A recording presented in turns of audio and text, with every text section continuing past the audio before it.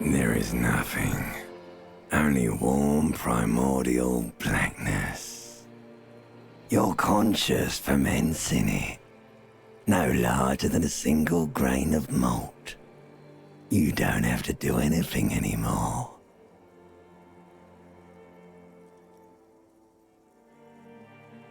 Ever. Never, ever. An inordinate amount of time passes. It is utterly void of struggle. No ex-wives are contained within it.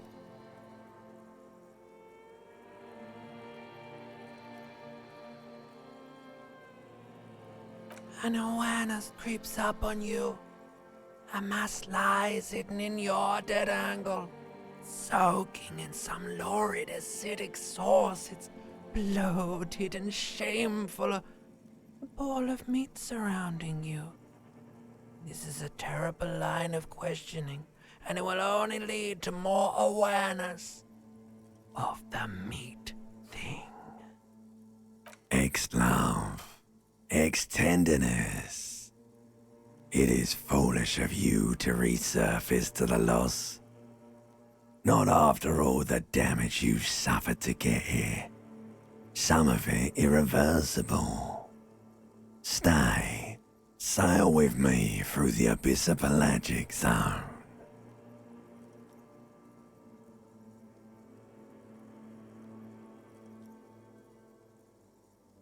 Do you really? You wouldn't like it if I told you what was back there. Why'd you think you had to bludgeon yourself into oblivion? Or did you not sense yourself marinating? Poured so much on yourself, got a bit carried away, did we, Chef? Yes, your one disco mother. There's this giant ball there, and evil apes. And the evil apes are juking it out on the ball. You're one of them. It's basically all just evil apes juking it out on a giant ball. You can't even make out it's a ball when you're juking it out. It's that large. Infinitesimally small. Vying for resources is just a stupid expression you picked up somewhere. The part of the presentation you want to take home with you is this. You have to beat the other evil apes in the face, or you... Somewhere in the sore, bloated man-meat around you. A sensation. Like a fly to the ointment, your conscience sticks to it. The limbed and headed machine of pain and undignified suffering is firing up again. It wants to walk the desert, hurting, longing, dancing to disco music. The stench of liquor rises from your mouth, and with it, an ungodly headache. A fiery streak penetrates your skull, trying to force your eyes open.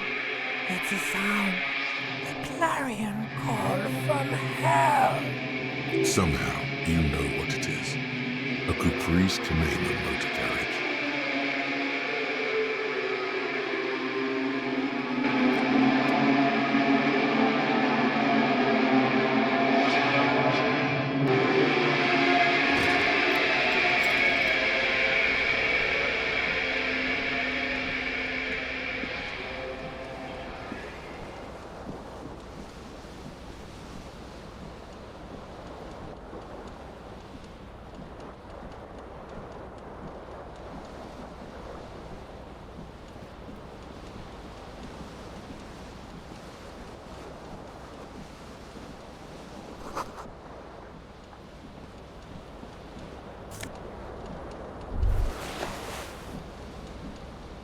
You hear a jingle. Keys are clinking in the pocket of your flare-cut pants. It says "whirling in rags" on the aluminium keyring. There is a single key on the ring. The number 1 is etched on it. It should open the door. This fan has 2 chain pull switches. One ends in a tiny fan, the other in a light bulb. A truly horrific necktie has somehow attached itself to one of the blades. You swoop up and catch the tie. Snap! It's released from the blade. What you have in your hand is a truly hideous necktie with 4 or 5 different patterns. The knot reminds you of a noose. A terrible mistake. Turn the lights off immediately. You can practically feel the photons burning a hole in your brain. It's just a little hangover-induced photosensitivity. Don't overreact. Little black spots dance on your retinas. It's almost pleasurable. The blades come squeaking to a halt.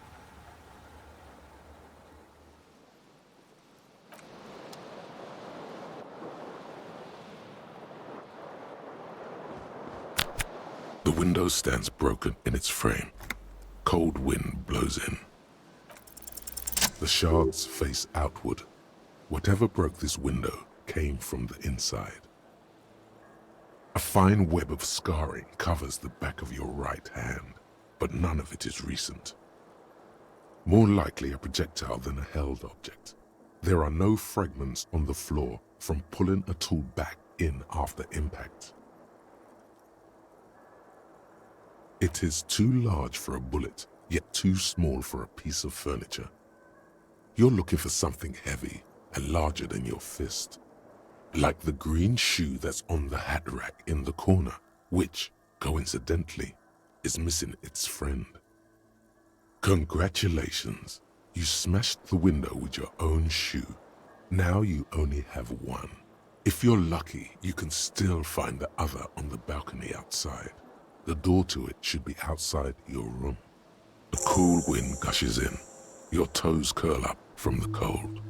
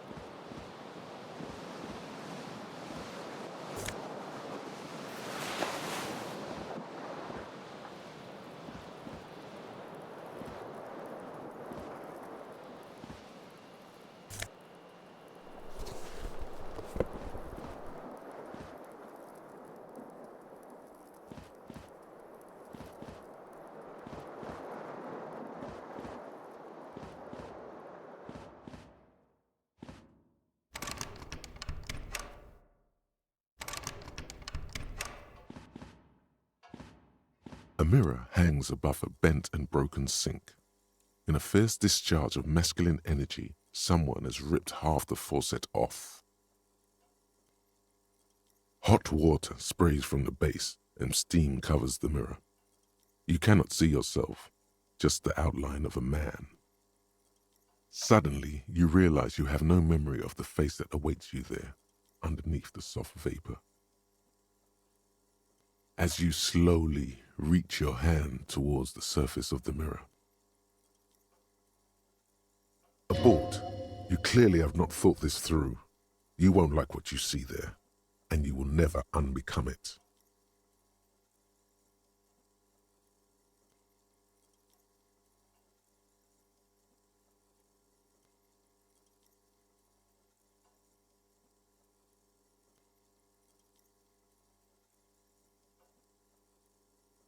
Behold.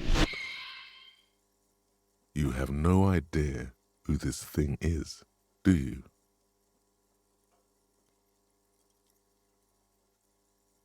Too late. You clearly have rigor mortis on your face. Or wait, is that an expression? Are you trying to make an expression with that face? Why? Please stop. It's horrible. You can't, can you? It's like it's not even voluntary anymore. You have worn that grin into your face, and now it won't come off. What does it even mean? What is the emotion you're trying to convey?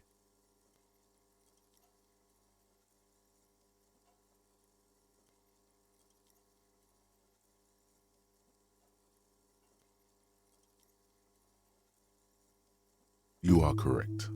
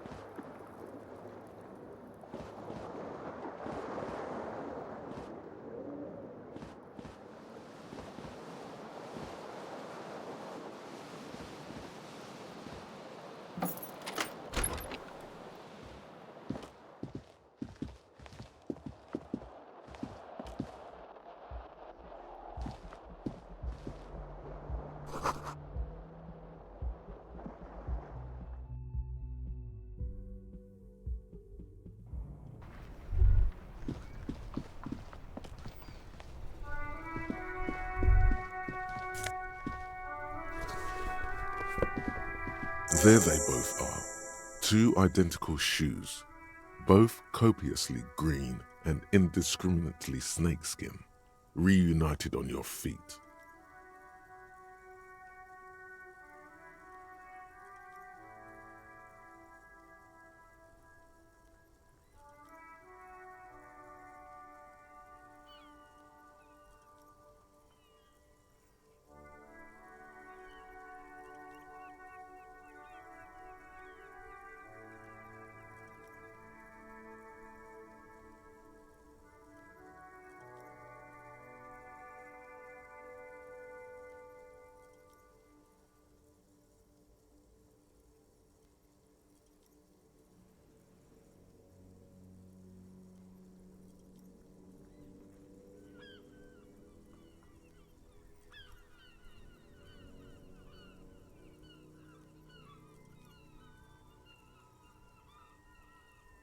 Like two baby crocodiles.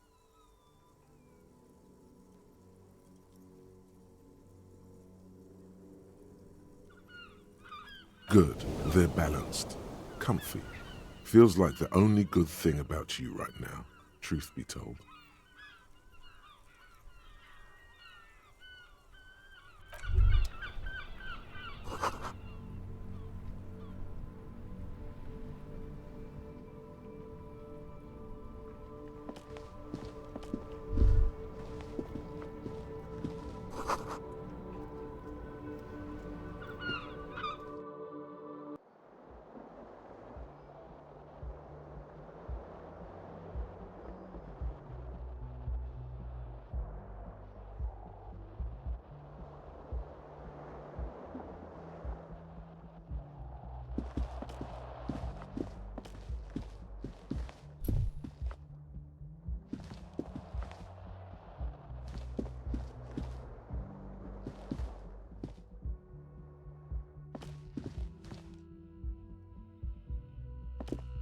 Hello, officer.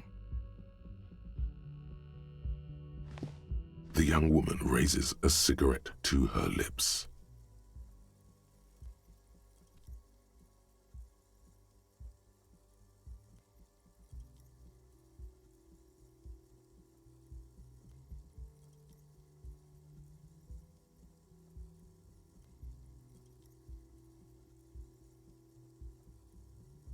Her eyes are brown and her face is speckled with birthmarks. She can't be more than 28. No.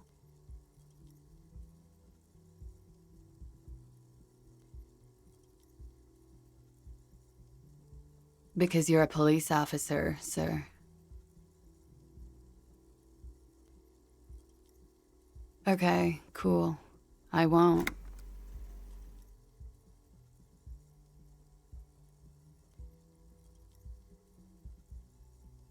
First, I have to ask, are you okay, sir? You look like you're about to throw up. Can I bring you something? She's right. Something wants to come out through your mouth. But you can keep it down because your body does not control you.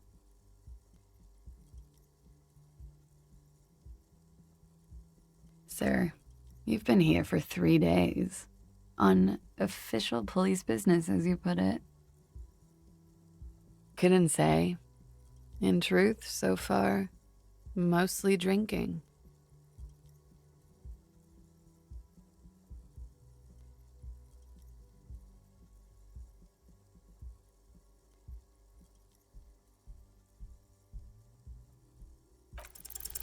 The words have already left your mouth.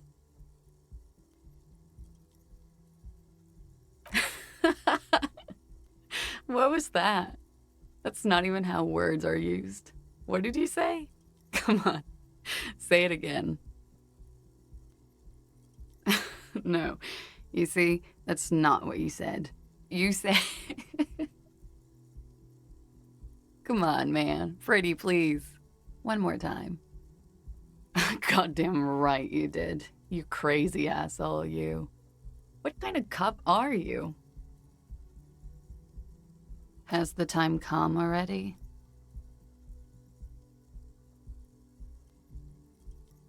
Mere minutes. I should go and prepare then. Thank you. This has been delightful. I hope it does all come crashing down. Otherwise, it's gonna suck for you later when you have to interrogate me.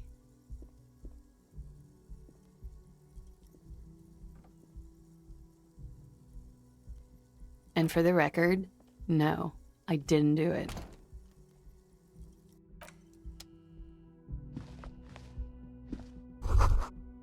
You should pick that fat, juicy cigarette butt from the tray, light it up, and smoke the living shit out of it.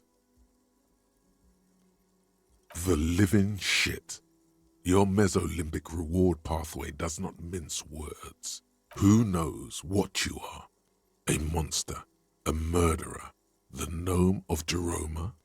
You feel like a smoker, especially when you look at that juicy, succulent, seductive cigarette stub, still smoldering deliciously.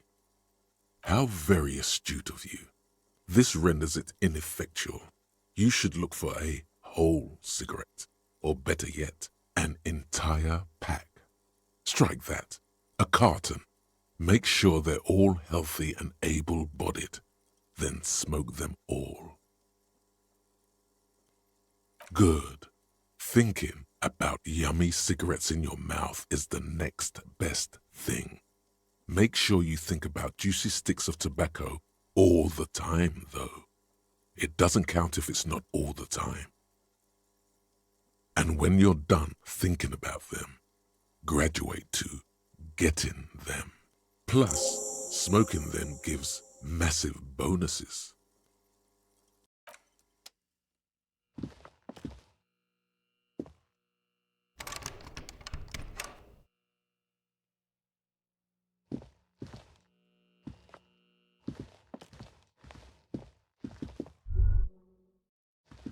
The door is closed. There is no answer. You hear the shower being turned on, somewhere inside. This door can only be opened with a key or from... Still no answer.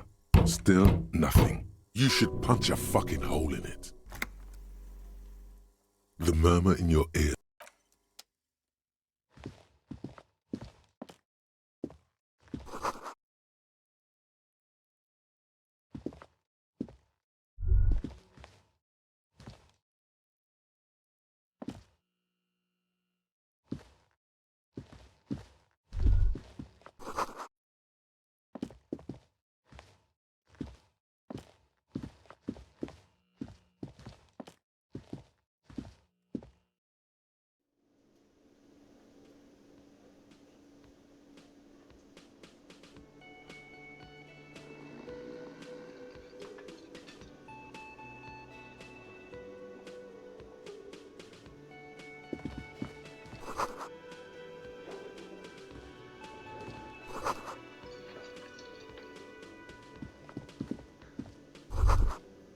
You should totally sing karaoke here, the first chance you get.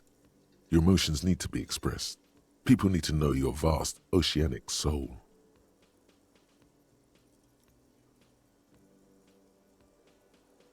Of course, at this point, precise measurements of your soul can only be performed from the outside. It needs to be heard. Through a PA system. By other people. Whether they like it or not. Ram it up their ears, says your adrenaline. You should sing the sad small church song from that tape you found. Thought it was obvious.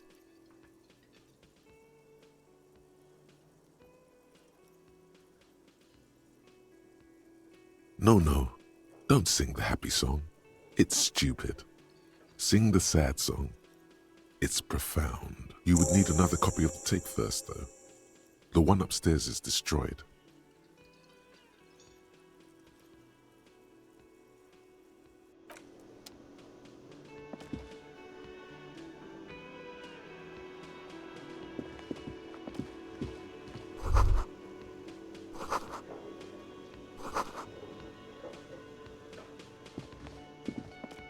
A man in his late 20s stands behind the counter, inspecting a stuffed seabird. As you approach, he gives you a sideways glance, then looks down again. Everything is cool between you and this guy. He's a big fan. Make some small talk. A competent work of taxidermy. The white and brown seabird lies among piles of coasters and drying mugs. One of its wings broken. The man is trying to mend it. Looks like the bird was ripped off the shield that was used to mount it, most likely on a wall. This is the Great Skua. The seabird is the symbol for the discovery of the Insulindian Isola, the part of the world you are in right now. Look, your buddy is over there. Why don't you go and talk to him, okay? He pretends not to hear you, concentrating on the bird instead. No, I'm not the bartender. I'm the cafeteria manager. I have 3 cafeterias to manage. 3. Sylvie tends the bar here, not me. I'm only standing in. She just, you know... His eyes dart from left to right. This man isn't lying, but he is hiding something. So now you're a cop. Oh, forget it.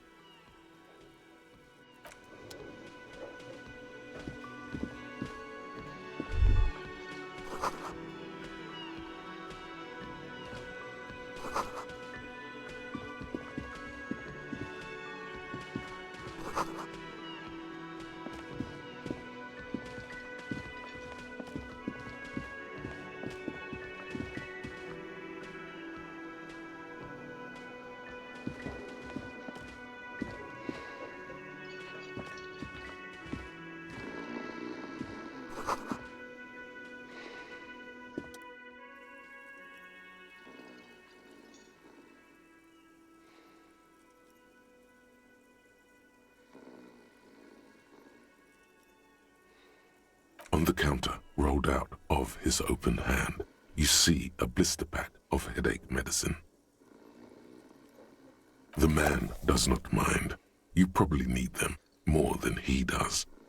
You've just picked up some magnesium. This item is stored in the bottom left corner of the screen above your character portrait. Use magnesium to heal your morale if you have morale damage. You gently shake his shoulder, but nothing happens. This man could probably sleep soundly in a ship's engine room.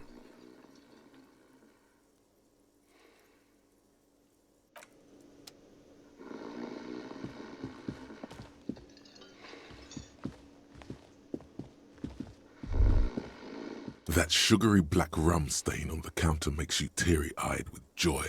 It's almost touching how syrupy and sticky it is. How long have you been up already?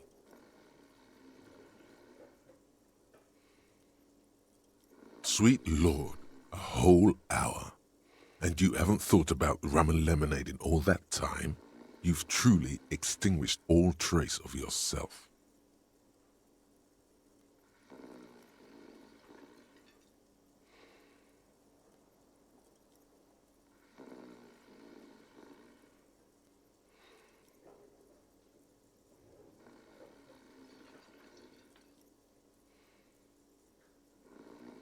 Maybe you haven't turned out well for your drinking.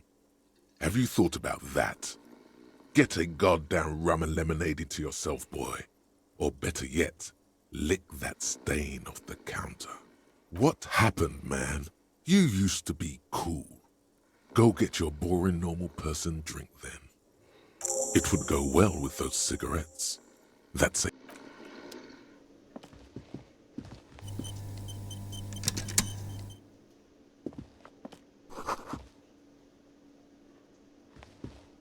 Hello, sweetie.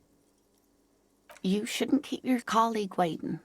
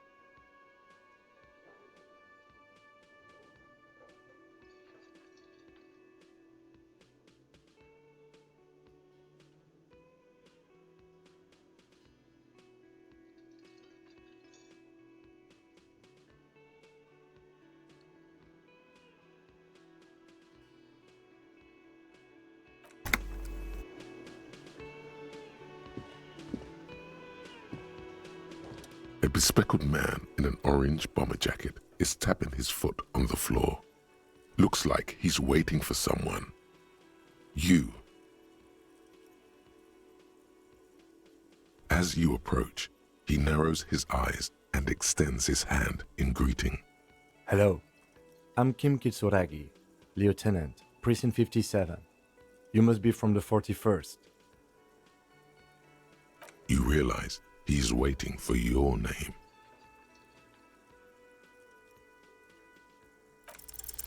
Raphael Ambrosius Cousteau.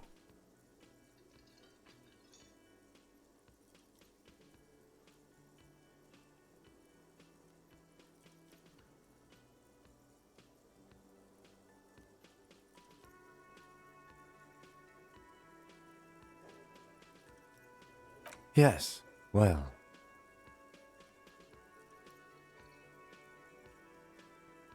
Not for a moment does he believe that's your real name. He casts it aside as an intra-departmental joke or a peculiarity he doesn't understand. it looks like we had a little scheduling error on Sunday. Saturday too, actually. Have you had time to talk to the manager here?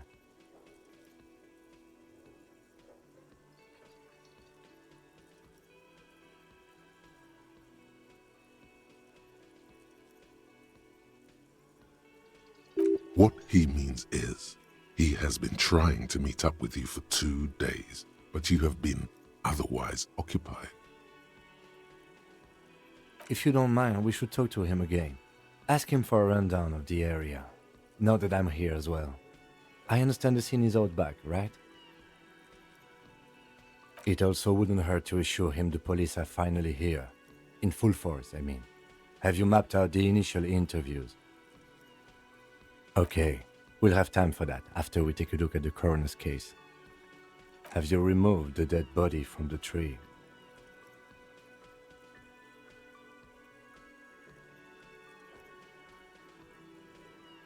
So, the body is still in the tree, where it has been hanging for 7 days straight. We should go there as soon as we are done talking to the owner.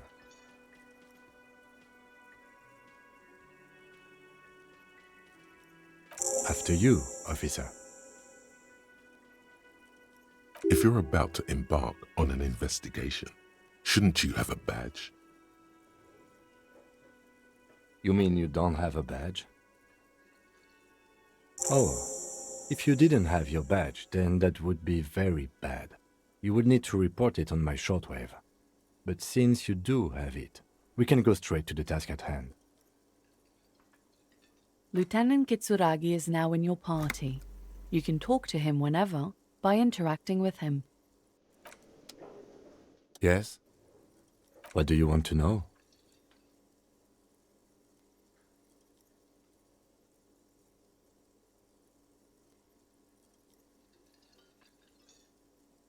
Maybe you can tell me what you do know to help me narrow it down a bit. Do you want me to brief you? 3 days ago, the RCM Emergencies Desk received a report about a security guard who was found hanged in Martinez. An anonymous caller said there was a dead body behind the Whirling in Rags hostel cafeteria. The cadaver had been there for 4 days. No one had come to investigate. During that time, the victim had been stripped of his belongings. The caller did not identify him, but used the word lynching. There is an ongoing labor dispute between the local dock workers and the logistics company Wild Pines. I was told we should approach the death as part of this dispute. A security guard or worker of some sort hired by Wild Pines. This was just hearsay from Martinez, of course. We need to find out the truth. To find him or her is one of our tasks here. For now, all we know is that the tone was muffled using a device of some sort. The desk could identify neither the caller's age nor sex. There's a strong prejudice against involving the RCM in what's seen as union matters. The dock workers' union is the de facto police in Martinez. Now it appears they've started executing too. We cannot allow that.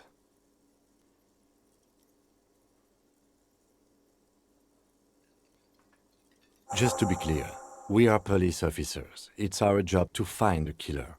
That's the case. Uncover and arrest the killer.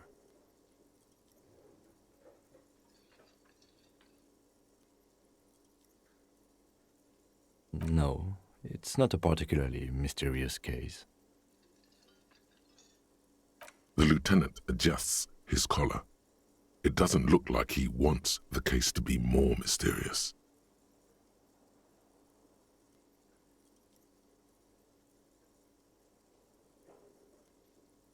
I'm afraid you and I are pawns in a pissing competition. You don't know? I assumed you were in on it.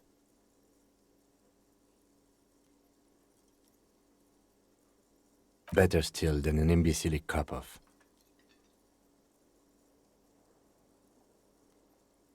It's just stupidity. We shouldn't waste any more time on it. If you want my take, ask me after we've inspected the victim. Later. Was there anything else you wanted to know about the case? Good.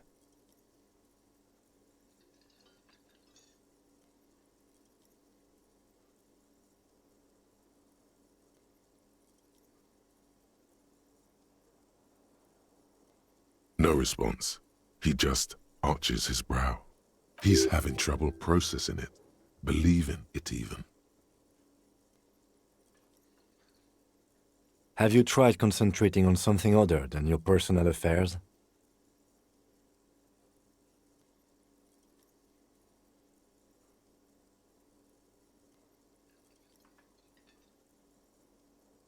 Focus on other people's troubles, not your own.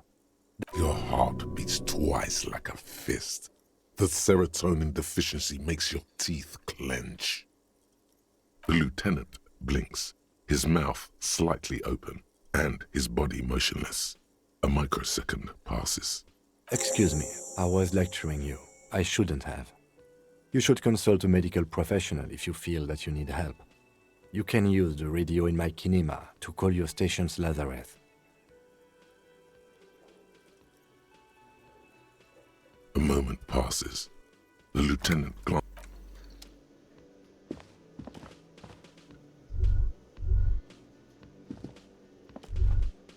Hello, sweetie. Wait, who's Sweetie? Why, you are, officer. And have you found anyone to be sweet to?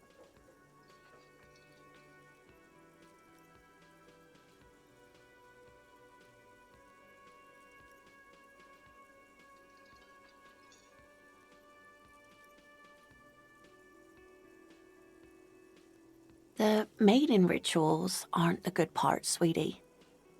I know it's none of my business, but you look like you need someone to take care of you. I suppose all of us do at one time or another. I don't know what I'd do without Morel.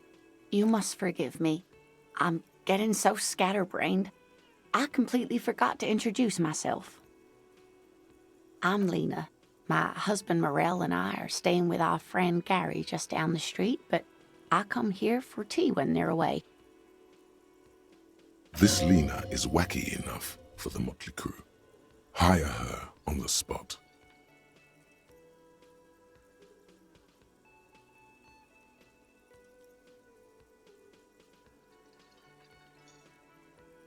Whatever do you mean?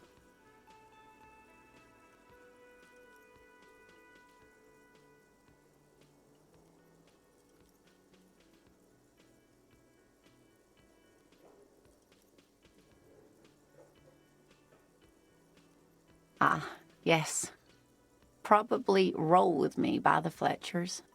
People often quote the Fletchers at me. Morel says it's my theme song. Yes, officer. You look rather dazed. Like a stunned fox. But surely things can't be that bad.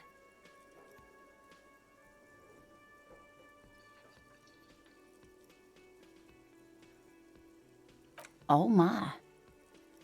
You know where we are, right?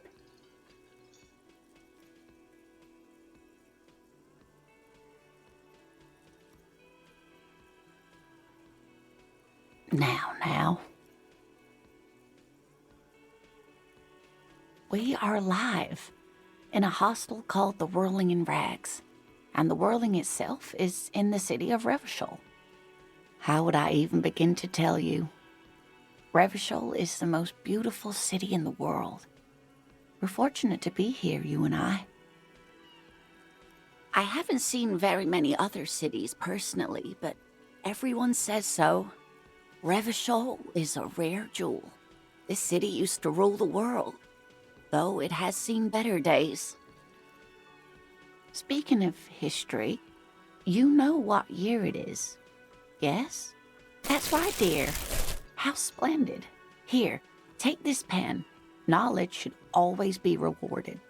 Her relief is palpable. She was getting pretty worried about you there, but now she relaxes her shoulders. I can tell that this is taxing for you, so I'll just ask one more question. What regime are we living under? What mode of government?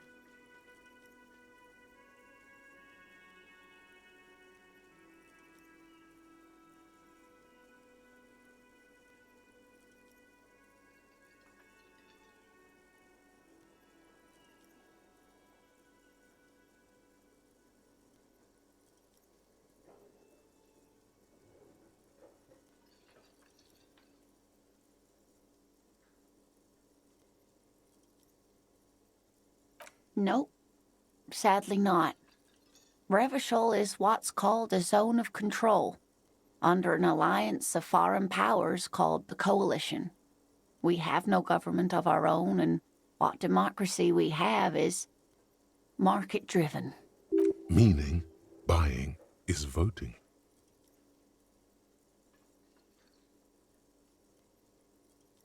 It is quite disappointing, yes. A lot of people would like some form of representation. There's talk, but for now, the RCM is all we've got. Oh dear. And you were doing so well. There aren't any cops in Revachol, not in the traditional sense. The status of law enforcement has been a complicated matter since the revolution. But we should stop for today, sweetie. You look like you need a break. Besides, I'm not the best person to explain the big things to anyone. She's scared now. She's realized you really are brain damaged.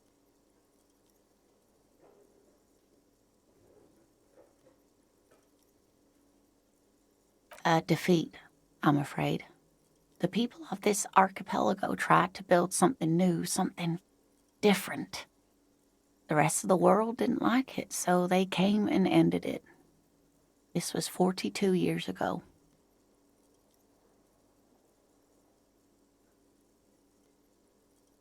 It has something to do with everything. I really don't know how to explain it better.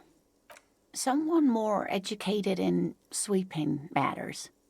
Maybe you should ask. No, I'm not an encyclopedia.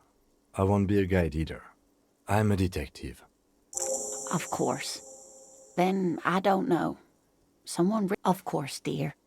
Good luck with your case.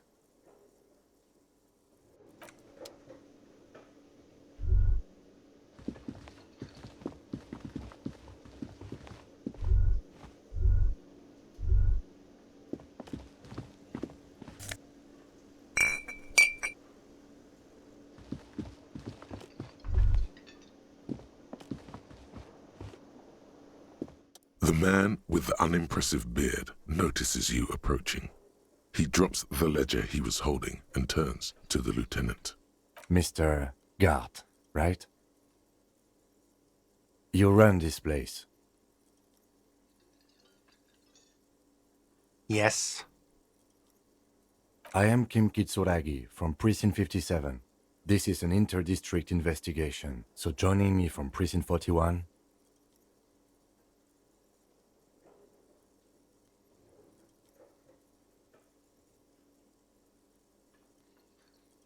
What?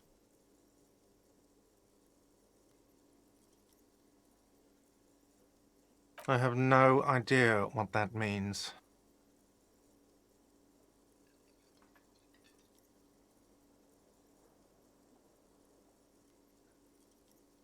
What is this, a joke to you? Is this what you get when you call the police now? This guy? We've been waiting for a week here. Sir, I understand your concern, but we are here to do a job. And for us to do it, I need you to stay calm. Yes, of course. I know it took us a while to arrive at the scene, but it also took you a while to call us. It was you who placed the call, correct?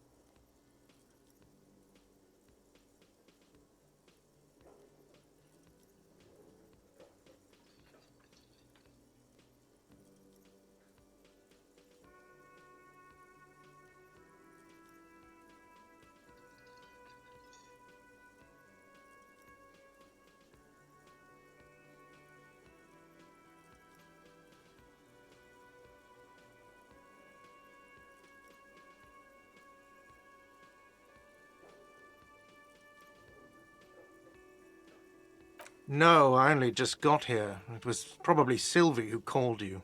She usually works the bar here. I'm only temporarily taking over her duties. Do you have her number? As a matter of fact, I do. You said you just got here. From where? Are you a local? What, of Martinez? No. I live in Jamrock. I only sometimes come here to keep an eye on the place. This is just one of the many, many cafeterias I manage. But you still know your way around, yes? In case we need directions. Yes, I know where some things are, but as I said, I don't live here. I just used to work here. And I'm not going to start working here again, if that's what you think. I didn't imply that. Detective. He probably means this is where you step in and ask your questions.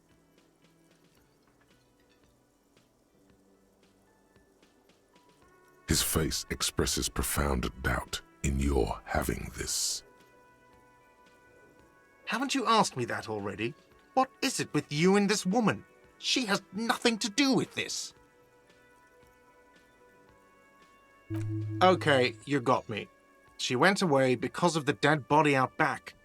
And because I asked for her number. That's why Sylvie went away. I hope you appreciate that. Thank you.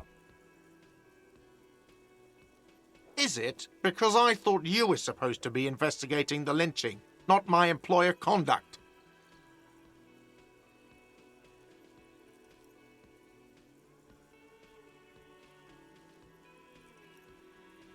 Good for you. Was there something else? I'd like to get back to what I was doing. I don't know who killed him. I'm not the police. That's your... The lieutenant turns. Behind this building, there's a courtyard. They hoisted him up on a tree there. That's easy. See that door there? First you exit through that. Then, to your right, you should see a big hole in the fence. A really big one. You can get to the courtyard through there. No need for the keys. The hole is big enough for the Franco-Nigerian cavalry to fit through. Let's go. Not so fast. You owe me 130 real.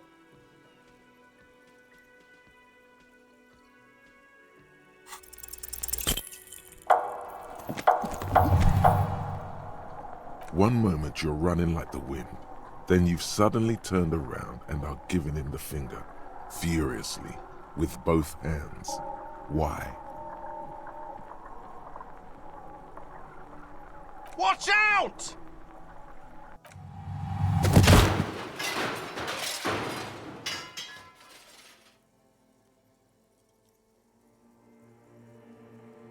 Everything goes dark. Back so soon?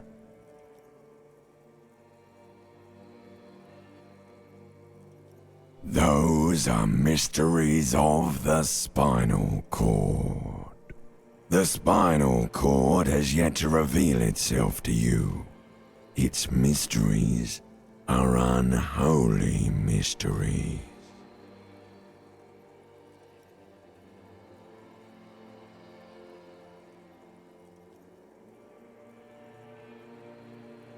If it comes off like that, it's because it is.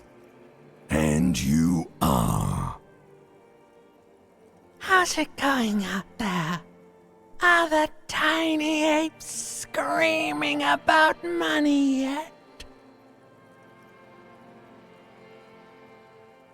Did one of these tiny apes have a pale green face?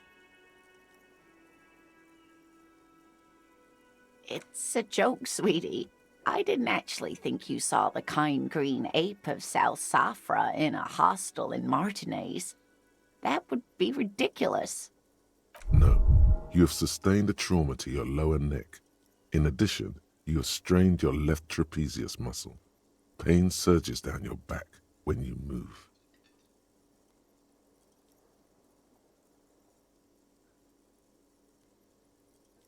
Ma'am, are you all right? Oh, I'm fine. He just tripped over my chair. Check on him. Sir, I didn't mean for this to happen. I'm sorry. This has always been a cop-friendly place. The drinks are on the house, okay? There were a lot of drinks on the tab. I still have to charge you for 3 nights and the broken window, though. That's 100 square. He's shaken. Barter now and he'll cave in. Okay, fine. I'll take it off your bill. Sleep in a post-apocalyptic hellhole if you want to. Just know I won't give you another room. Don't thank me yet. You still owe me 60 real for 3 nights stay. If you don't have it by tonight, I just can't let you up there. And for God's sake, watch out for yourself.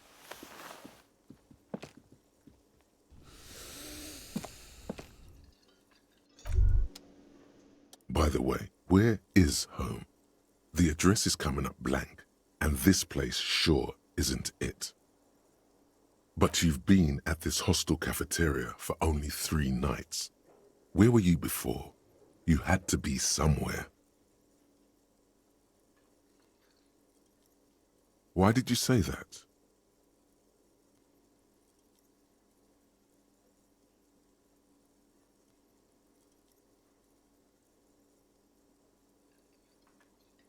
No. But isn't that an expression, not a place? A saying, up on Marvel Hill, a great high place, one that is impossible to climb back to. That doesn't sound like somewhere you can stay if you run out of money.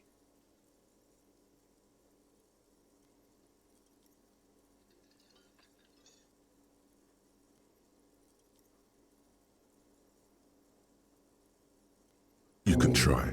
Run some addresses in your head when you get the time. Maybe a street or an apartment will appear.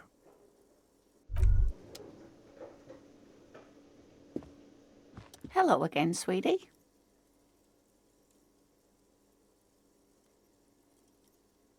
Oh, I'm perfectly all right.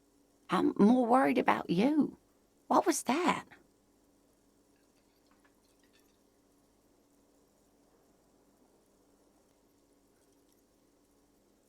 Don't beat yourself up over it too much, dear. People do strange things when the old fight or flight kicks in.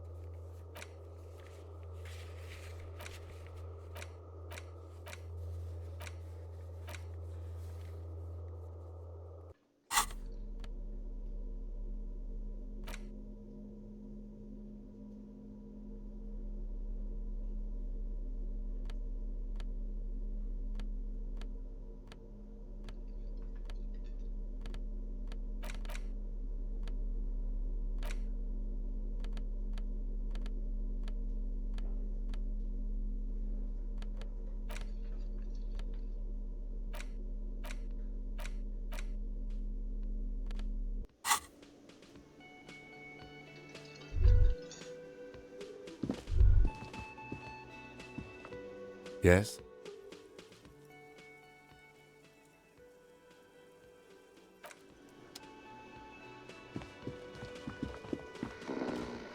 The worker is in a deep slumber.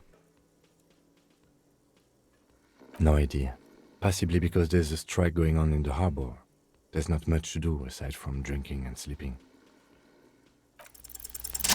There is only one way to wake this bone idol from his slumber. Roar like a hurricane. Rip the buildings from the earth. Why the yelling, man? Looks like a sow descendant. A lot of sow dock workers around.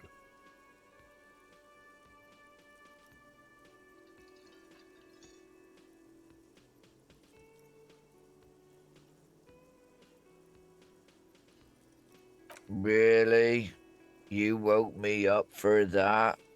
Fine. What is it, officer?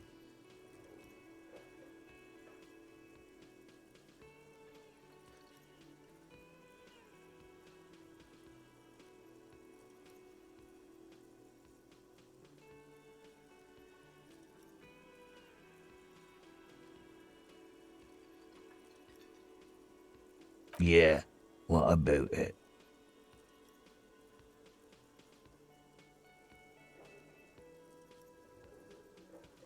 You know, people die here every day. Someone's found in a ditch, another one falls in a manhole, a third one gets eaten by stray dogs.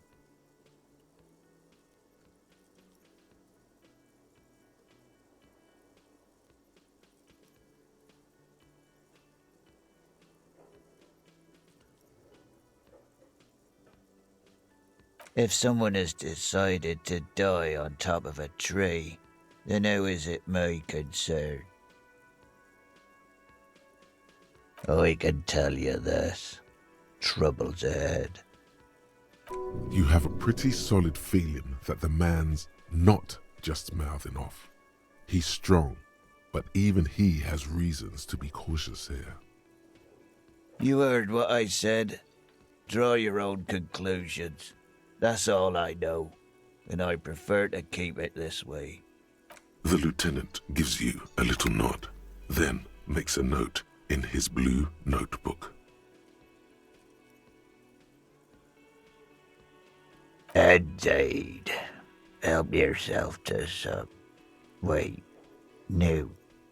Oh, it's empty. Sorry. That's the name of my employer. I work in logistics. How's it going?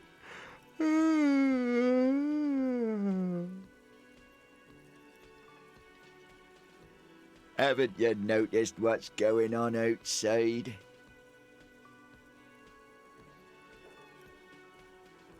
Good. Then you understand the gist of it.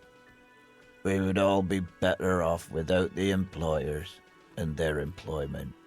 For one, I can get some goddamn shut-eye. Thank God, no.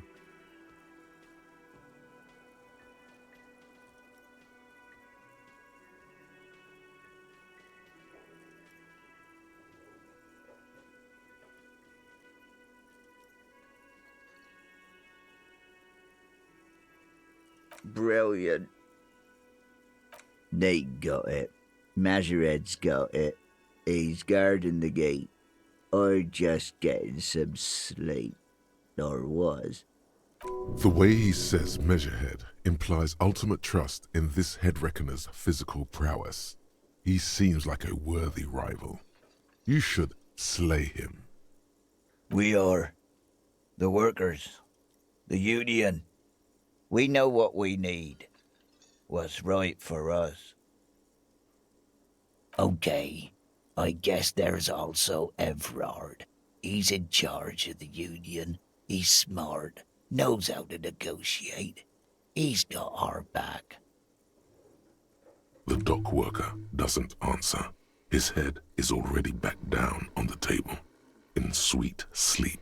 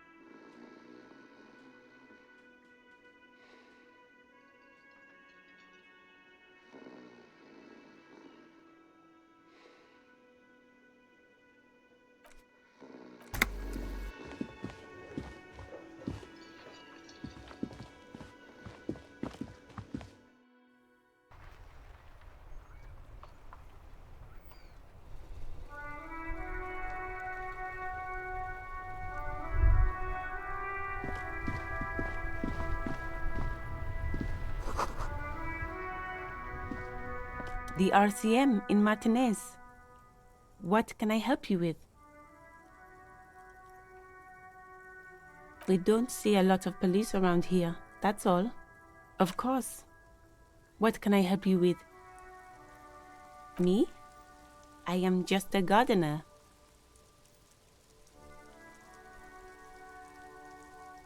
I am pleased to meet you too, officer. Me? I am working. I have a greenhouse in the yard there. I've been trying to get some work done. Well, as you probably know, there's a corpse hanging from a tree there. It smells pretty bad, so I have to take breaks. Don't worry, miss. We are here to clean it up. You can get to work soon. Mm-hmm. Of course. Where to? There's the pier, the Cape Side apartment buildings, some more tenements. Not a lot, really. There's the pier, the Cape Side apartment buildings, the harbor gates. Some kind of commotion, I think. I don't follow the local politics. A fleet store, too. Some shops and a bridge. The canal bridge leads to the coast, but it's broken, I think. Some kind of accident, probably. Just coast. There's a little fishing village there, and a fish market. But that got closed down ages ago. Rows of stalls under a broad roof, where silvery fish were heaped on newspapers.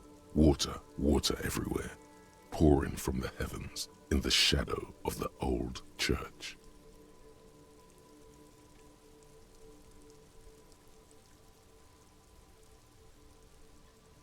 I don't know. The abandoned kind? It's just water. No, actually, I think they call it the Martinez Inlet. There are some islands in the bay, but they're hard to reach. What do you mean? Yes, sir. District of Martinez. This intersection is called Roundabout North. He knows where we are. He just wants directions. It's there. In the yard, right through the hole in the fence. No problem. Of course. I won't hold you back. All around you, rain falls on the great city of Rivershot. Rain drips from the eaves and floods the gutters, washing the filth away. The spring thaw must be here. The snow is melting. Looking up at the sky, cold water dripping from your hair. Grey sky like great battleships, clouds colliding with one another. Rain falls down on the world. Your shirt sticks to your chest. The shoulders of your disco blazer grow heavy. The cold finds its way in under your skin. You shiver, and the city shivers with you. You're not dressed for this weather. You should get an overcoat or a patrol cloak. This rain will not let up anytime soon. You should get a raincoat. There's a freight to the east. They sell them there.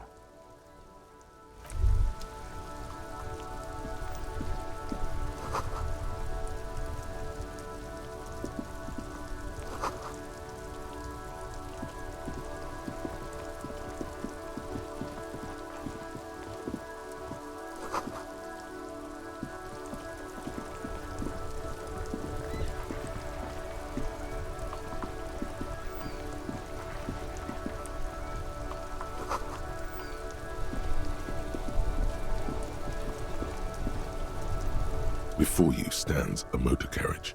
The bodywork is covered in blue and white livery, bearing the number 57. Vapor emanates from the large engine on the back of the vehicle. It hasn't had time to cool off yet.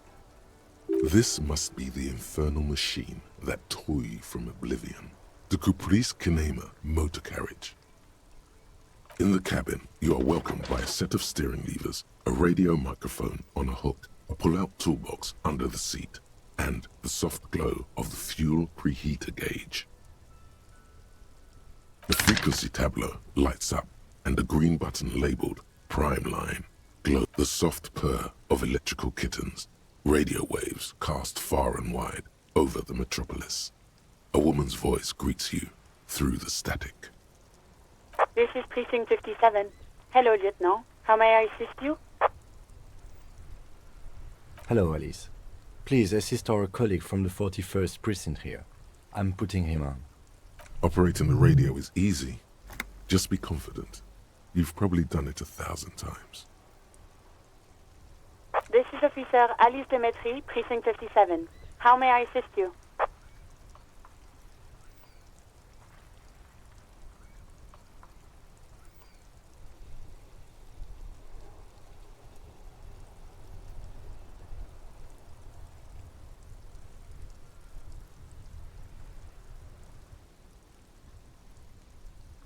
Of course. What is her number, officer? Yes, hold on.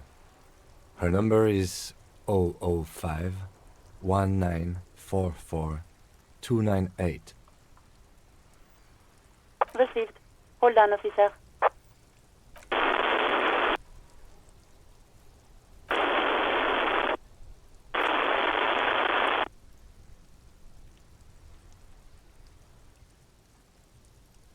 Give it a minute. She might be busy at the moment. Takes a bit to get to the phone.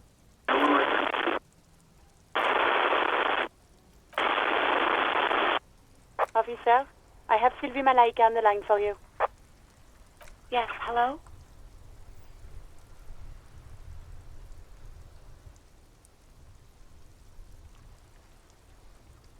Oh, right. Hello, officer. What can I do for you? There is no resentment in her tone. She wants you to ask her out. No question about it.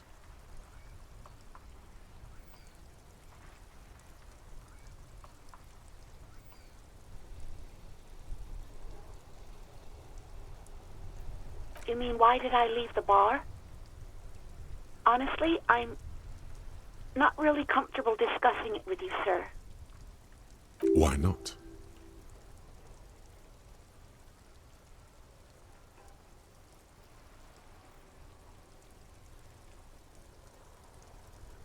What? No, why would you even think that?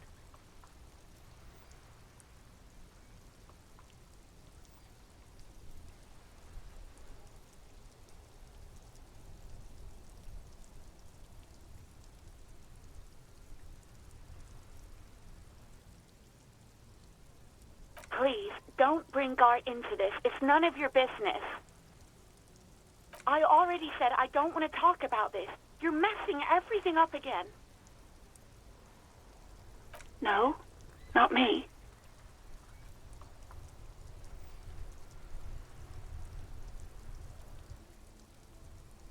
No, sorry.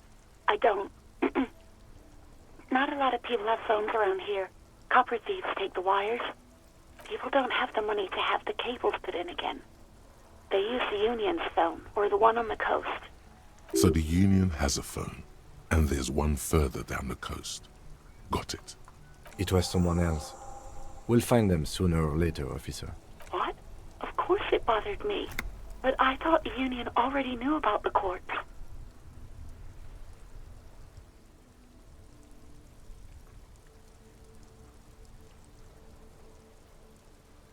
No one calls the police. The Union would get angry. You know, what the Union says goes. People listen to them and they take care of their own, which is like everyone here.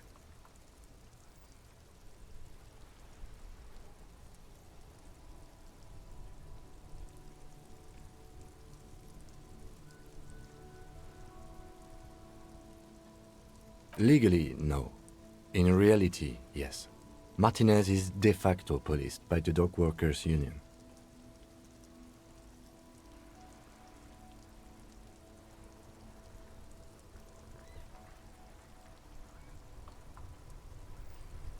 I don't know what to tell you, officer. I didn't call you because I didn't want to get in trouble with the others. With the Union. I'm sorry about that.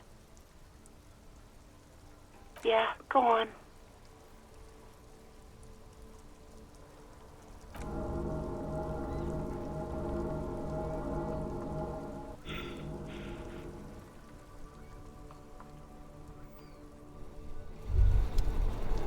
Despair creeps into you, getting fat on your weakness. Whatever noble intentions you once had as a police officer, it's eating them all up now. You're still coming up with sentences. That's a step up from total annihilation, right?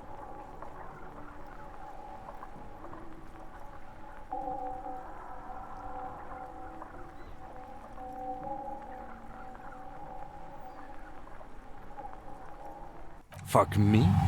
Please leave the rage you have for after we finish the investigation. Nothing you can say would make you feel any better now. Cop gives up the detective.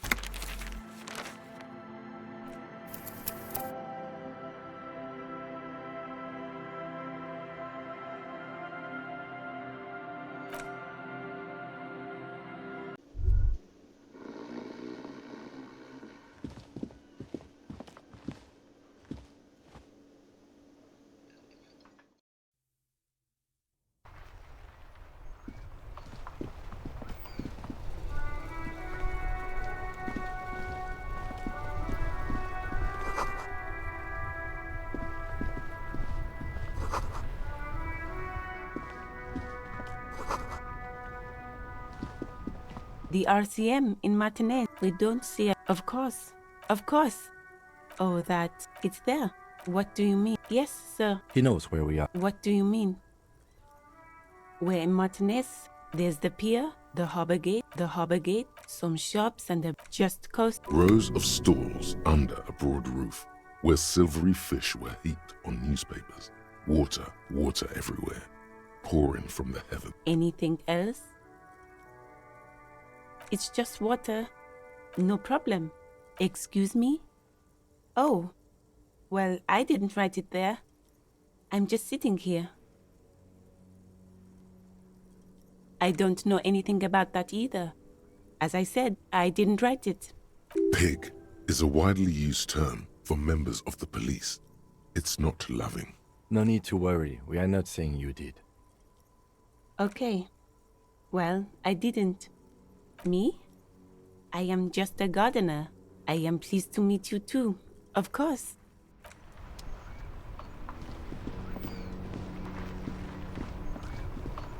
Before you stands vapor emanate. This must be in the cabin. You are welcomed by a set of steering levers. The frequency tableau, like the soft purr.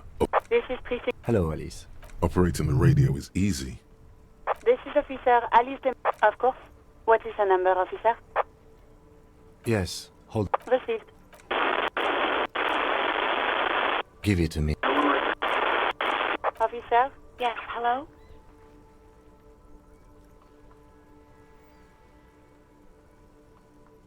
Oh, right. Hello, officer. What can I do for you? There is no resentment in her tone. She... You mean, why did I leave the bar? Honestly, I'm not really comfortable. Why not?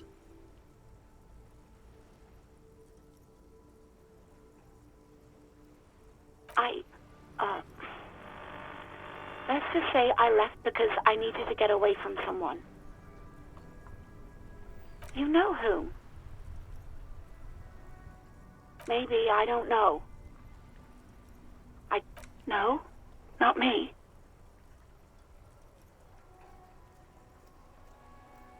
No, sorry, I don't. People don't have the money. So the union has a phone. It was someone else. We'll find them sooner or later, officer. It just might... Yeah, go on.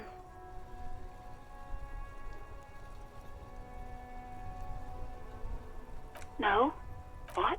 Of course it bothered me. But I thought the union already knew about... No one calls the police. You know... Legally, no. In reality, yes.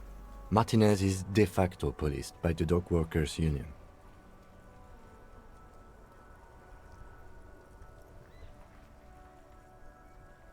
I don't know what to tell you, officer. I didn't call you because I didn't want to get in trouble with the others. Yeah, go on. I do hope so. Please, don't call me again. Bye. No, she doesn't have a problem with you. It must be someone else she's angry about. Some other guy. Like Gart. Trust me, you wouldn't want to be the guy here. You know how it is. Yak, yak, nag, nag. No, you're the guy. You're Lieutenant Love, matchmaker extraordinaire. Help the poor girl out, lest she turns into a spinster. Not a spinster, my God. You have to intervene on behalf of Love. First, calm her down. Tell her you've got everything under control, and then go have a boy's talk with God himself. Think you can do that, Lieutenant Love?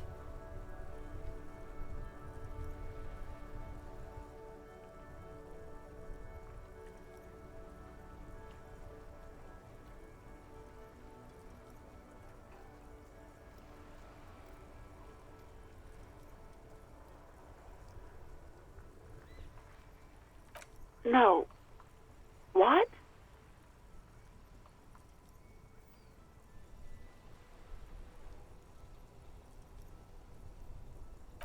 Oh, God. Please, just stay out of my life. What? What is it? Call was terminated by the other party. Anything else, officer? It's on. The love quest is on. Too late, everyone. It's on. Take it to God now. 57th, over and out. In the cabin, you see a metallic drawer slides out from under the seat and clicks into place. The tools inside are neatly organized.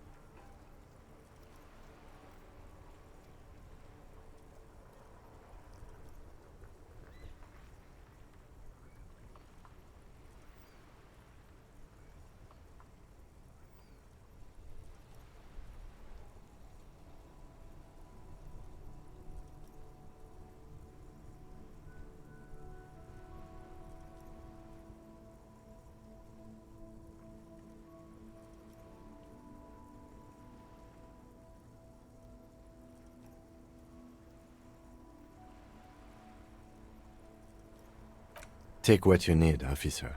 It's going to be a long case. I'm not protective of my tools, like some men are.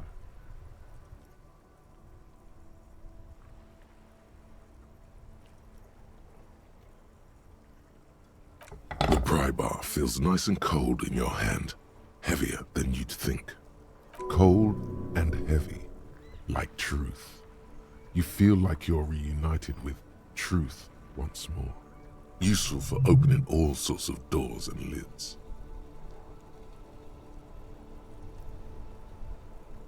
The handles are long and sleek. Snap, snap, go the cutters in your hand. It's robust, weatherproof, and well-made. Police issue, blue. Lets you see things in the dark you would otherwise miss. The pull-out toolbox slides back into its nest. Preheater gauge casts a warm glow on the steering levers and the radio on its hook. As you tap on the gauge, the indicator pin jerks as if startled. It's in the large orange sector, indicating the engine is warm. Next to the gauge is a red switch labeled heat. There's no use pressing the heat button. It won't start without the ignition key. Translation: we're not going anywhere right now. The white suede feels luxurious under the touch, and the metal clutch handle so very familiar in your palm.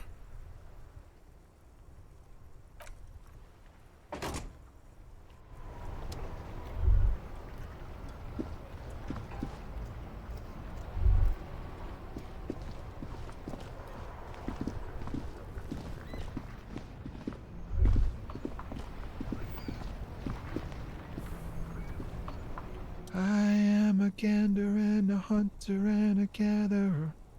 Feel like a traveler. A simple little cadence. He seems to be making it up as he goes. From another planet. Hey there. It's the jam, my man. It's a traffic jam for the ages. Harbor gates up the street are shut tight. No explanation given. Workers on strike, scabs agitating, an all-around clusterfuck.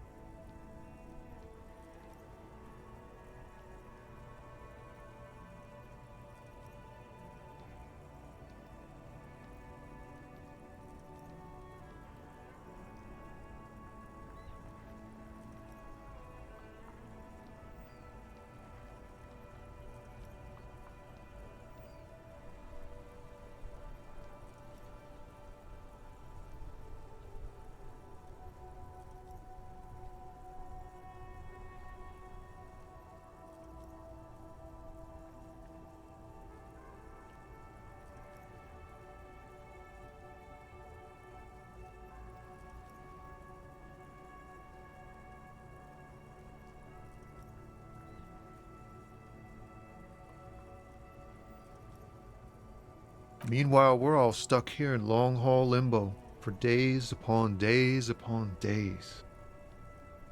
Upon days. Yeah, exactly. It's official. He too agrees. This is the antechamber of the afterlife. Feels like forever. Like I was born on this here roundabout and this was all I ever knew. Just me and the metal and the tires, the oil and the fumes of mazout. Mazout is an antiquated term for heavy fuel oils. This man has a barely suppressed performative streak, or he just likes unusual words. Yeah, imagine. It's been a whole week already. So tell me, what do you need?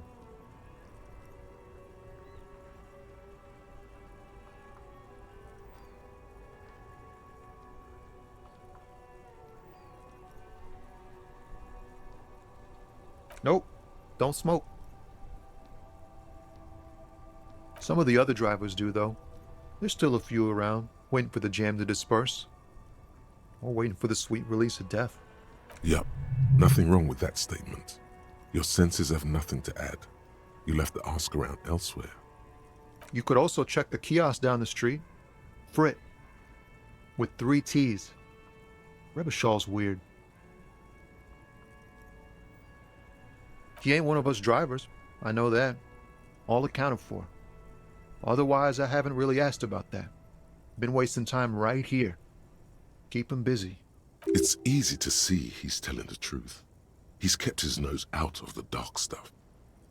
Analyzing the fundamental structural and psychological conditions of being stranded in the midst of a sea of motor lorries and their sad, despondent chauffeurs. A sense of surprise there ain't more bodies hanging from more trees. It's like, whatever's going on over at the docks. Workers got a blockade set up, making demands, no way in or out. Some pretty wild stuff, I hear. Like a giant new power crane in half the company? I forget what exactly. Good on them, I guess.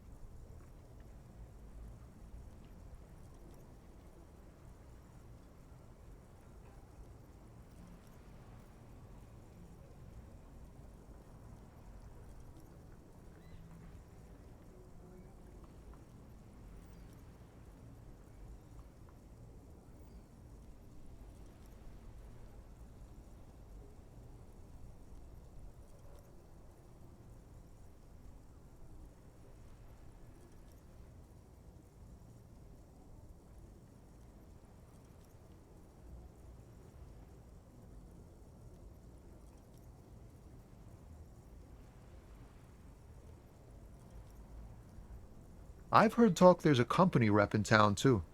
Like a strike negotiator type. They'd know what's up. Precise demands and so on. Ah, yes, from the Wild Pines. We'll meet her soon enough, I'm sure. They want to keep that money flowing in, my man. Ka-ching.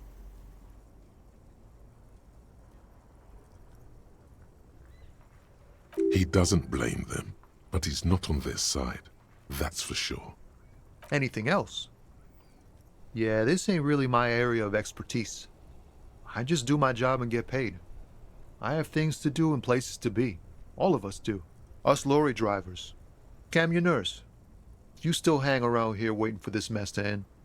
Most have scurried off somewhere to get drunk or high. Or laid. Not that I blame them, really. Not my thing. Chasing transient pleasures is a drag these days. I prefer the examined life now. Thinking, reflecting, observing. What's better than chasing transient pleasures? The more transient, the better. When one's ended, you can get onto the next one. He tries his best to look nonchalant, but there's a rigidity in him, as if trying to conceal something warm and deep beneath a cool exterior.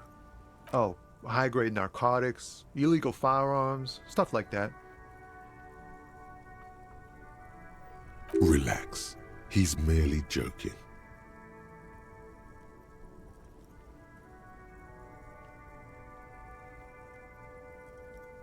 Can't even get a few jokes past you, my man. I've got another haul of found cargo. Mostly sporting goods, tracksuits, and that kind of thing. They usually get shipped to Grad in the Occident, though we've been making headway in the Ilmaran market lately. We're pals and all, but I can't just freely hand out the merchandise. The bosses won't be happy.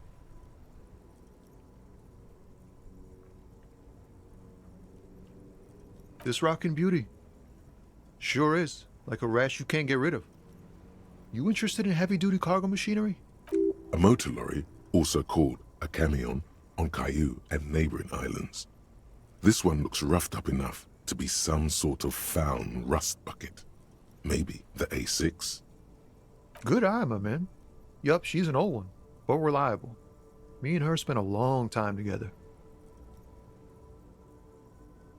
The man taps his fingers rhythmically against his arm.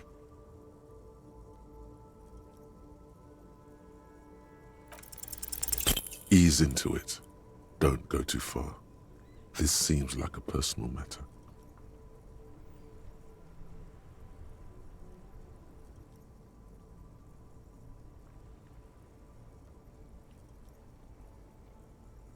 Man, nothing's troubling me. Just the usual Lorman tropes and hopes, the road and the rhymes. This jam ain't helping either. That all the beans you got, Tommy? Damn, it really is hard to talk, man to man. Don't be a stranger.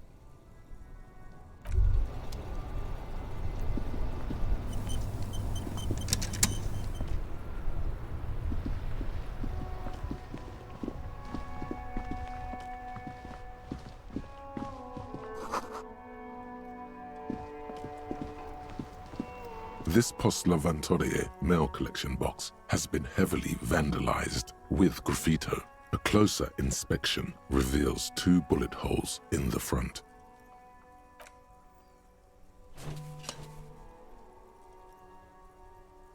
The box seems happy.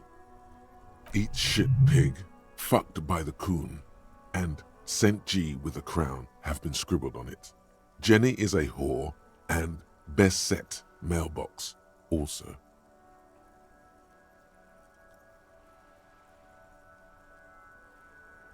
The mail collection box seems cathartic, thankful even.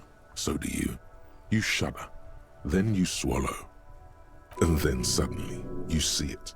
Over all the other graffitos, someone has, using the tip of a very sharp knife, cut the words, Revachon forever.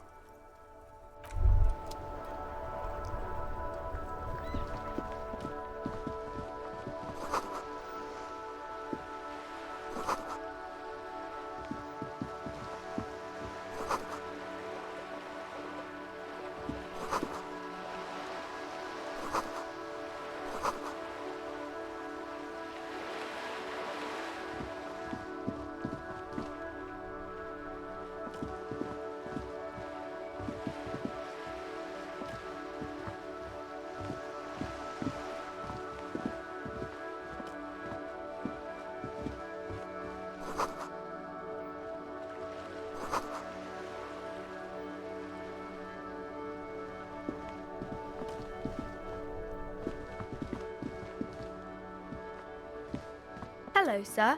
Step right in. The store is open. Are you interested in a new and exciting book?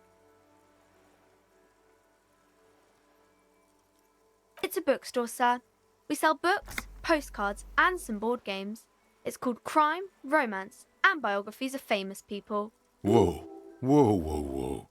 Hold your horses, little girl.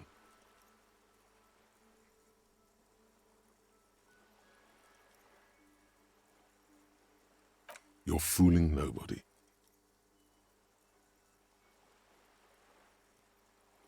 Sir, are you okay? You've been standing here silently for a while now. Okay, sir. I'll try to answer any questions you have. I hope they're about books.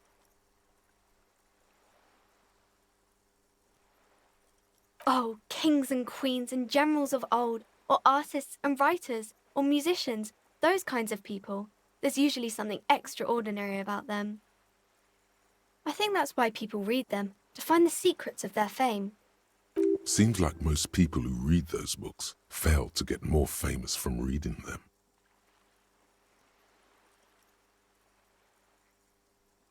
But it does make the famous people more famous.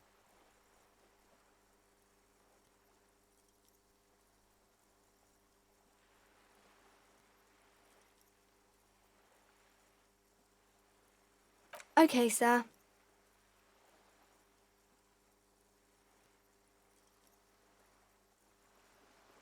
My name is Annette, sir. My mum, her name is Plaisance. She owns the store. She's inside minding the register or organising the stock. Feel free to step in and browse our wares. I'm signalling that the store is open. Otherwise people might not know. They'd miss out on the crime, romance and biographies of famous people.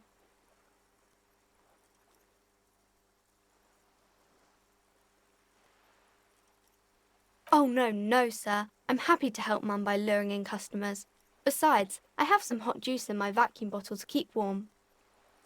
I do my studies at home at the moment. I have to help Mum keep this place running. Mum says it's necessary to do both because it builds character. Mum says a proper worker is dutiful. That's how you get ahead in life. You succeed. There is stress and unease behind these words. She's reciting etiquette. Mum says it's peachy. She was a little afraid at first. There's talk about this house being cursed.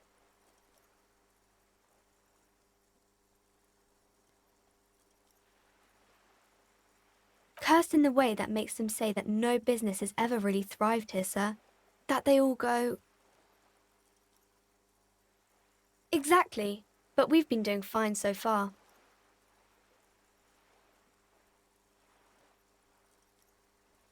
We can go into the bookstore and ask about the case, but I don't see much more to look into here. Yes. Please do also look at our wares inside. The postcards and board games are there, sir. Nothing really, sir. Mum doesn't allow me to sneak around in the back rooms or the cellar. I don't really know what's there. It does not manifest itself in any way. It does not exist. I liked it better when we were asking about famous people. No such thing. Anything else you wanted to talk about, sir? Maybe I can tell you about some of our books instead. Crime fiction is about murders or burglaries or things like that, and the work of a policeman or a private detective who's trying to solve a crime and catch the criminals.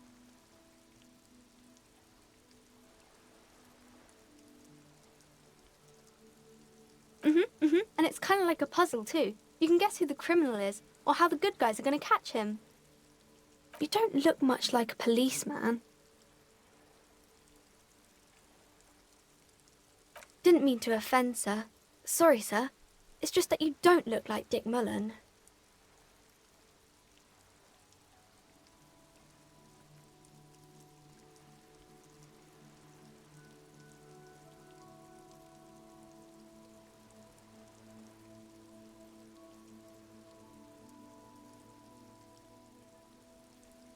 Head, yes.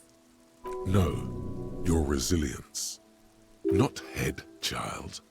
Heads.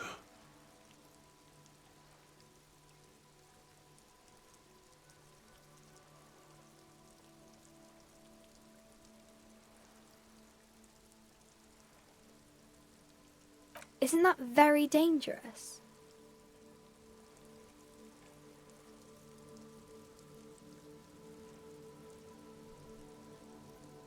Unlike you, sir. He's just a fictional character. He's no match for you. Maybe you can show me some real police work, sir. Like in the books. The girl keeps her hands folded, hidden. Why is that? What do you mean, sir?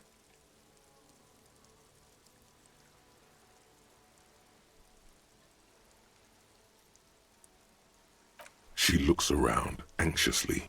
Her hands remain folded in front of her. She doesn't want to show them. The lieutenant stands by, looking at the two of you with little interest. She brings out her reddened hands, her nails frayed, nearly chewed down to the flesh. And you knew this from me keeping my hands folded?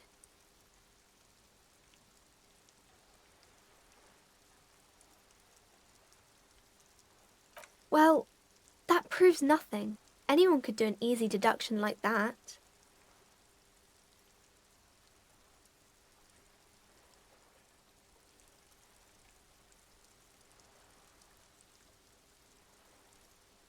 She nods, half provocative, half enthusiastic.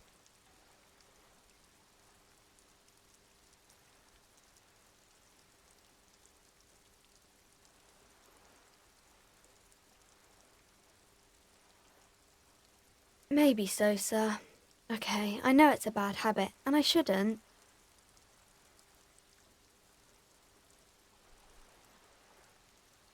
It was okay, sir. There's more that can be achieved here. Ask her to do the same.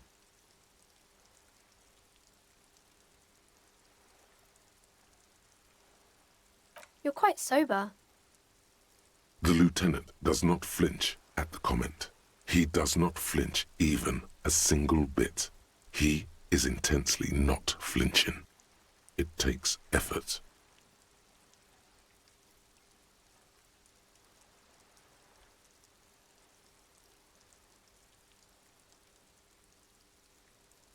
I sure hope you are, sir.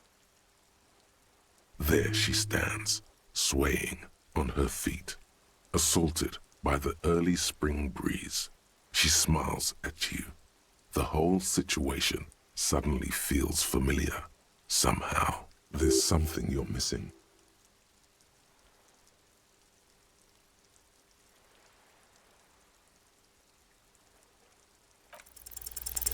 You have absolutely no idea.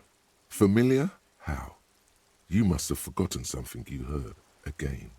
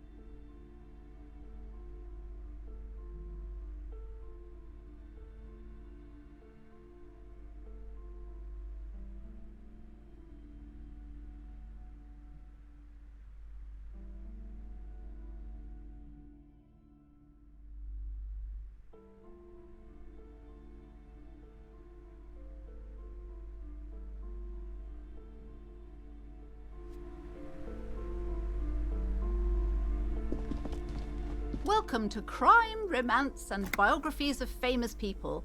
My name is Plaisance. Be welcome, and please take responsibility for the energy you bring into this space. I am the proudest owner of our little shop of culture.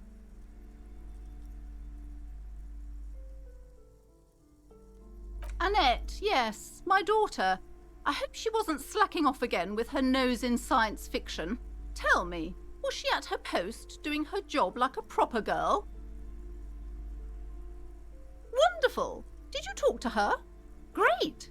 On a scale of 1 to 10, how compelled were you to buy books after talking with her?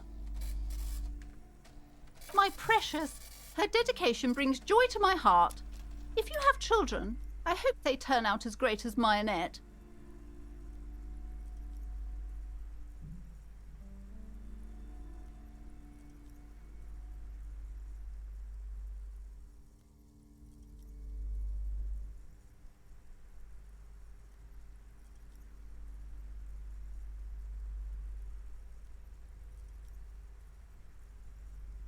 God. Ugh. I've told her not to do that. It's such a disgusting habit. She'll get over it. Anxiety is a part of life.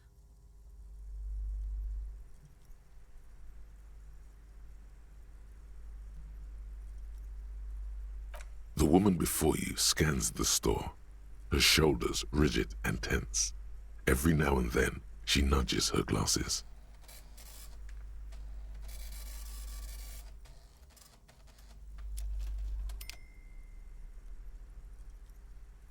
Then why are you talking to me? Everything is on the shelves to browse. She smiles and nods. Cursed? Who said that? Annette? I will have a word with her. This place is not cursed. It has a robustly magnetic energy. Good for commercial activity. What in God's name is she talking about? God. Ugh. I've told her not to do that. It's such a disgust. She can, if she has enough willpower. This is what's called growing pains. Life isn't easy. Life doesn't give breaks. Come on, ma'am. It's obvious she can't do anything about it. You are placing an unnecessary burden on a young child.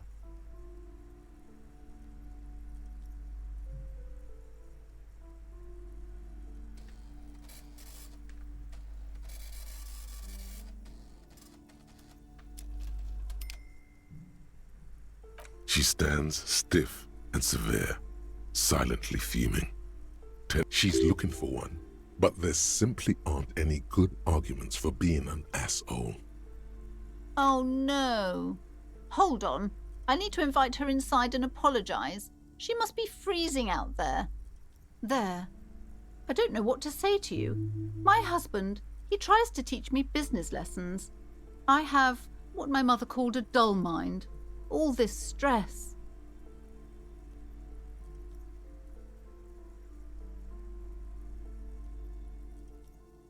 She's been too busy helping me here, so she studied at home this trimester. This is a temporary solution, of course. I assure you, I of all people understand the importance of education. She will be back in school the moment the store takes off. And hell freezes over? Never mind. It's not... Yes, I'm afraid so. A real treat she is. It would be nice if she had... No, we couldn't have afforded more children, really. Not in this economy. A glimmer of sadness blinks through the well-crafted exterior. We're quite busy people, you know, my husband and I. Quite busy. Children are a lot of work. You don't look like a father, so I don't expect you to understand. I'm sorry, I'm sure you do understand. Yes, my husband is a successful entrepreneur east of the river. If only he were more involved in the business we're running up here. No matter. Soon we'll both be off for Grand Couronne.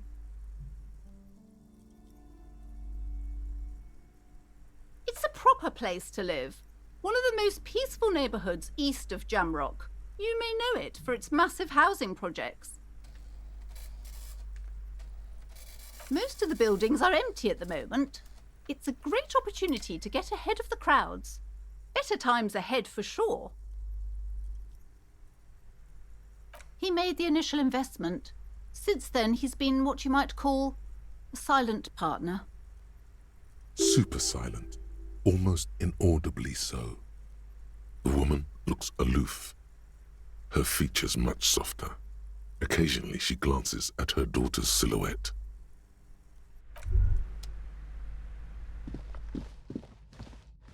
You see a set of tattered curtains blocking the way to another room. A strange cage-like trinket dangles from the curtains. Excuse me, officer. The back room is strictly for employees only.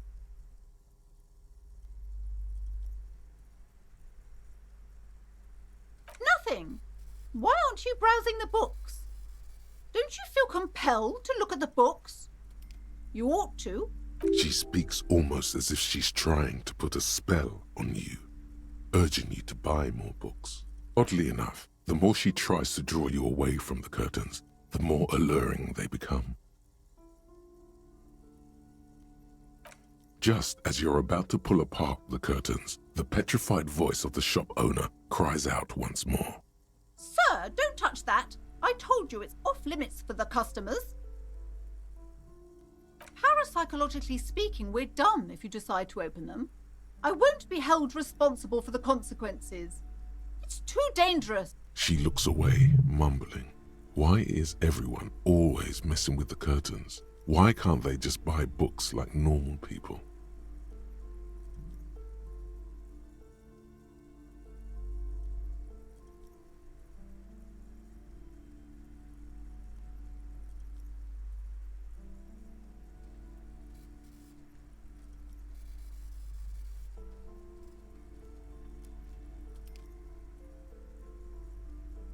Why? It's not like anyone was killed there. I am sorry. I don't mean to be so impolite. Just please don't go there. I can't allow that. You'll only make things worse and unleash the powers. You do? My God, even more reasons not to mess with the curtains. Just step away, dear sir. No, it's just a storeroom for the employees, I told you. Now please step away from the curtains. No! Please just talk to me, officer. Come here and let's talk this through before you decide to do anything extreme. Talking is always good. Go see what she has to say. Lies. Rip them open, we say. You see a tattered set of curtains and a polyhedron-shaped cage-like trinket.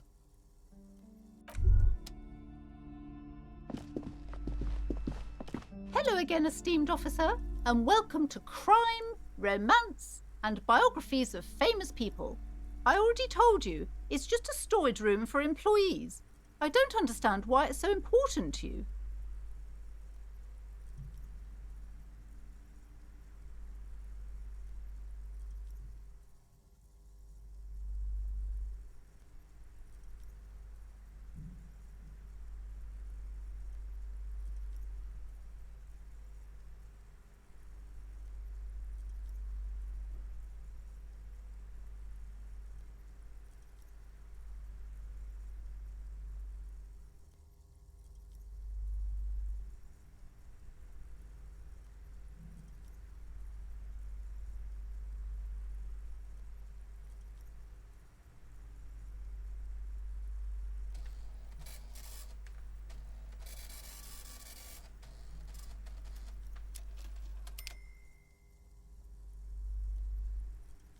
Just let it go, officer.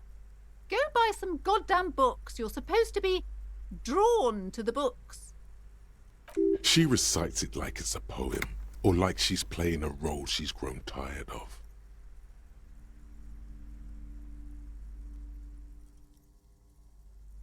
No! Okay, fine. It's because this place is cursed. Just like Annette said, they don't call it the doomed commercial area for nothing. Are you happy now, officer? Happy that you've ruined everything?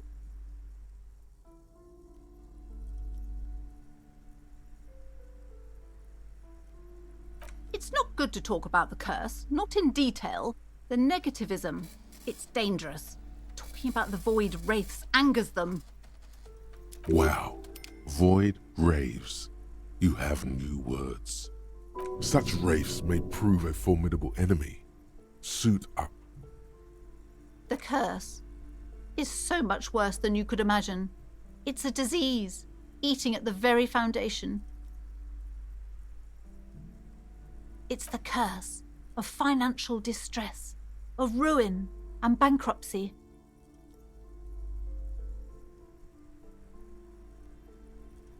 It's not just that, officer.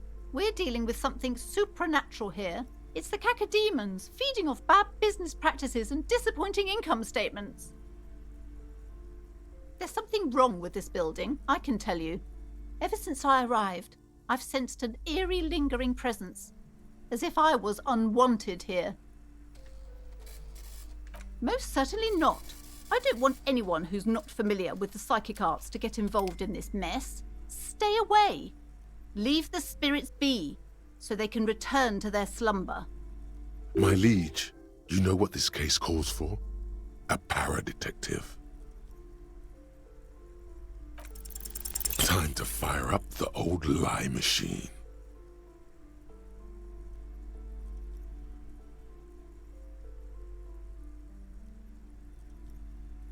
No. The lieutenant looks at you, waiting to see where this is going. You've got this. Just go with it. This is elegant. You're called... what? What is this, a joke, Mr. Policeman? Do you commit crimes together or what? He turns away, not before you can see a small hint of a smile. Technically, that's what crime bros would do. Yes, commit crimes.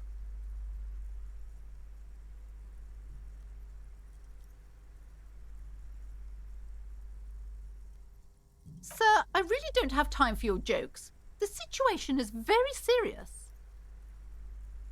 Okay, but please, only a few questions. Yes, I've contacted numerous parapsychologists and even a pair of Simonese mediators. They provided me with the wards.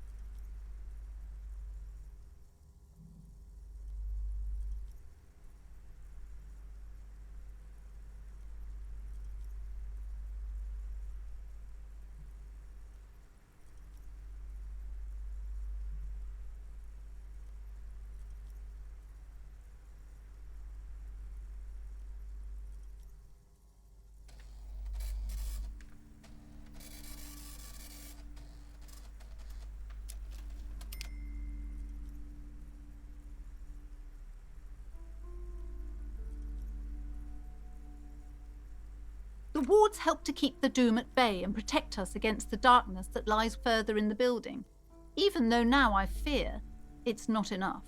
Oh, this! No, it's a special Himian amulet, blessed by desert pygmy shamans, with a spell of compulsion. It's to compel people to buy books. There are numerous spells cast throughout the store. I had the books anointed with a different inducement spell, for example. It's guaranteed to boost sales 15%. Desert pygmy shamans. That woman looks aloof. Her feet